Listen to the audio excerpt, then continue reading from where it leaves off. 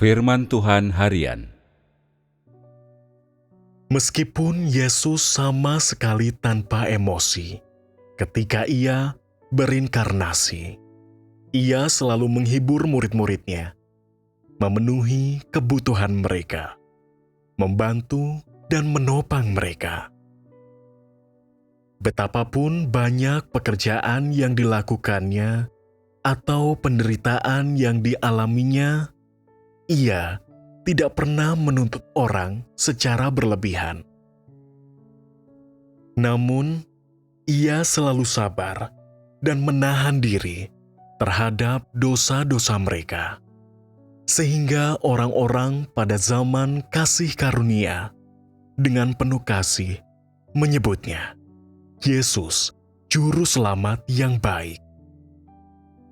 Kepada orang-orang pada zaman itu, kepada semua orang, Yesus hanya menunjukkan belas kasihan dan kasih setia saja. Ia tidak pernah mengingat pelanggaran orang, dan ia tidak memperlakukan mereka berdasarkan pelanggaran mereka. Karena masa itu adalah zaman yang berbeda.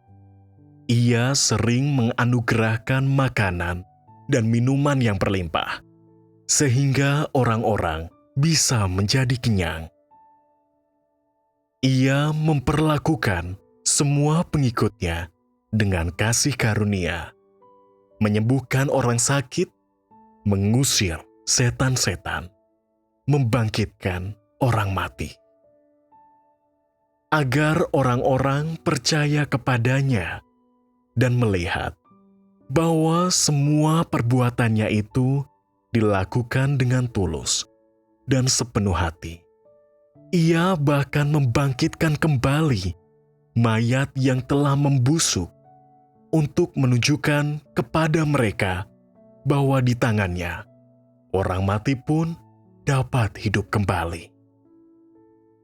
Dengan cara ini, ia bertahan tanpa berbicara dan melakukan pekerjaan penebusannya di tengah-tengah mereka. Bahkan sebelum dipakukan di kayu salib, Yesus telah menanggung dosa umat manusia dan menjadi korban penghapus dosa bagi umat manusia. Bahkan sebelum disalibkan, ia telah membuka jalan ke kayu salib untuk menebus umat manusia. Akhirnya ia disalibkan, mengorbankan dirinya demi salib, dan ia menganugerahkan semua belas kasihan, kasih setia, dan kekudusannya kepada umat manusia. Terhadap manusia, ia selalu panjang sabar, tidak pernah mendendam, malah mengampuni dosa-dosa mereka, mendorong mereka terhadap pertobatan, dan mengajar mereka untuk bersabar, menahan diri, dan mengasihi, serta mengikuti jejak langkahnya dan mengorbankan diri mereka demi salib. Kasihnya kepada saudara-saudari sekalian melebihi kasihnya kepada Maria. Pekerjaan yang ia lakukan pada prinsipnya menyembuhkan orang-orang dan mengusir setan-setan, semua demi penebusannya. Kemanapun ia pergi, ia memperlakukan semua orang yang mengikutinya dengan kasih karunia.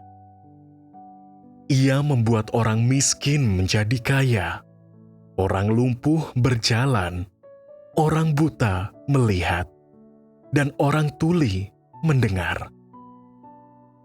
Ia bahkan mengundang orang-orang yang paling hina, yang miskin, orang-orang berdosa, untuk duduk semeja dengannya.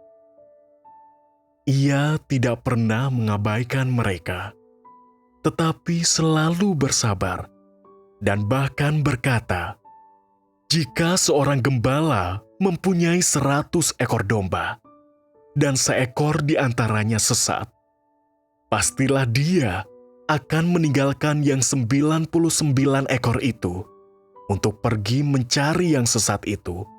Dan ketika dia menemukannya, dia akan sangat bersuka cita. Ia mencintai para pengikutnya seperti induk domba mencintai anak-anaknya. Meskipun mereka bodoh dan bebal, dan berdosa di matanya, bahkan merupakan anggota masyarakat yang paling rendah, ia menganggap orang-orang berdosa ini yang dihina orang lain sebagai jantung hatinya. Karena kasihnya pada mereka, ia menyerahkan nyawanya bagi mereka, seperti seekor domba dipersembahkan di atas mezbah. Ia hilir mudik di antara mereka, bagaikan pelayan mereka saja, membiarkan mereka memanfaatkan dan membantainya, menyerahkan dirinya kepada mereka tanpa syarat. Bagi para pengikutnya, ia adalah Yesus, Juru Selamat yang baik. Namun, terhadap orang-orang Farisi yang mengajari orang demi mencari kehormatan, ia tidak menunjukkan belas kasihan dan kasih setia, melainkan kebencian dan kemarahan. Ia tidak banyak melakukan pekerjaan di antara orang-orang Farisi, hanya kadang-kadang mengajari dan menegur mereka. Ia tidak banyak melakukan pekerjaan penebusan di antara mereka, ataupun melakukan tanda-tanda dan mukjizat. Ia menganugerahkan semua belas kasihan dan kasih setianya kepada para pengikutnya, bertahan demi orang-orang berdosa ini sampai kesudahannya ketika ia disalibkan.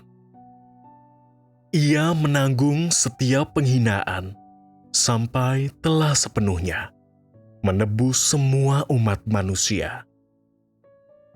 Inilah seluruh pekerjaan yang dilakukannya. Tanpa penebusan Yesus, umat manusia selamanya akan hidup dalam dosa dan menjadi anak-anak dosa, keturunan setan-setan.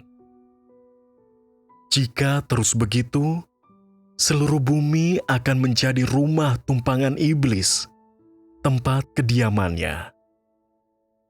Namun, pekerjaan penebusan hanya dapat dilakukan dengan menunjukkan belas kasihan dan kasih setia kepada umat manusia.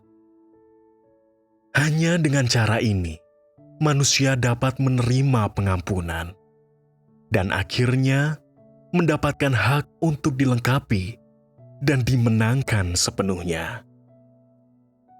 Tanpa tahap kerja ini, rencana pengelolaan 6.000 tahun tidak akan dapat bergerak maju. Jika Yesus tidak disalibkan, jika ia hanya menyembuhkan orang-orang dan mengusir setan-setan yang merasuki mereka, maka dosa-dosa orang tidak dapat diampuni sepenuhnya. Dalam kurun 3,5 tahun, Yesus melakukan pekerjaannya di bumi. Ia hanya menyelesaikan separuh saja dari pekerjaan penebusannya. Kemudian, dengan disalibkan dan menjadi serupa dengan daging yang berdosa, serta diserahkan kepada si jahat, ia menyelesaikan pekerjaan penyaliban dan menguasai takdir umat manusia. Ia barulah menebus umat manusia setelah diserahkan ke dalam tangan iblis. Selama 33,5 tahun, ia menderita di bumi, diolok-olok, difitnah, dan ditinggalkan, bahkan sampai tidak punya tempat untuk meletakkan kepalanya, tanpa tempat untuk beristirahat. Kemudian ia disalibkan dengan seluruh wujudnya, sebuah tubuh yang tak bernoda dan tak berdosa disalibkan dan mengalami segala macam penderitaan.